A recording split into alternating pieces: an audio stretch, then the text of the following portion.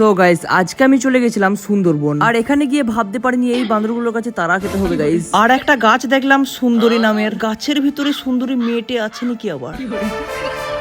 তোমরা আগের ব্লগে দেখেছিলে আমি গেছিলাম সুন্দরবন ঘুরতে। আজকে ছিল সুন্দরবন ঘোরার ডে 2। বিন্দাস বসে বসে চা খেতে খেতে সুন্দর ভিউ দেখতে দেখতে চলে এলাম সজনেখালি।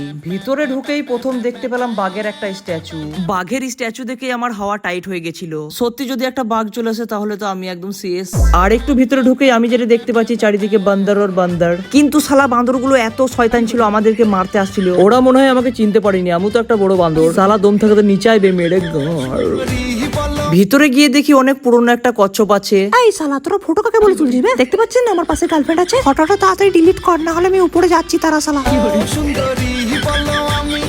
তারপর আমরা চলে গেলাম ভিতরে সুন্দরী মেয়ে দেখার জন্য, সরি গাইস সুন্দরী গাছ দেখার জন্য। এই গাছটার নাম নাকি সুন্দরী গাছ। ভিতরে সুন্দরী মেয়েটে আছে নাকি আবার। সত্যি বলতে গাইস এই গাছটা আমার বইয়ের মতো সুন্দর, কিন্তু আমার তো কোনো বই হয়নি। আমার হাতে তোমরা যেই ফলটা দেখতে পাচ্ছ এটা হচ্ছে জানি না ফল, মানে গাইস আমি এর নামটা জানি না। ফলটা খেয়ে দেখি ওরে বাপরে বাপরে কি টক, আর জীবনে খাবো না সালা। তারপরে আমাদের লাঞ্চের টাইম হয়ে গেল, থালি থালি খাবারও চলে এলো। লোভ সামলাতে না পারে ইলিশটাকে উল্টো দিকে ঝুলিয়ে মুখের ভিতরে চলে গেল। খাবার খেতে খেতে মাথায় একটা কুবুদ্ধি এলো, বন্ধুকে একটা গোটা লঙ্কা খাওয়াবো, চলো খা ভাই খা, তুই খা।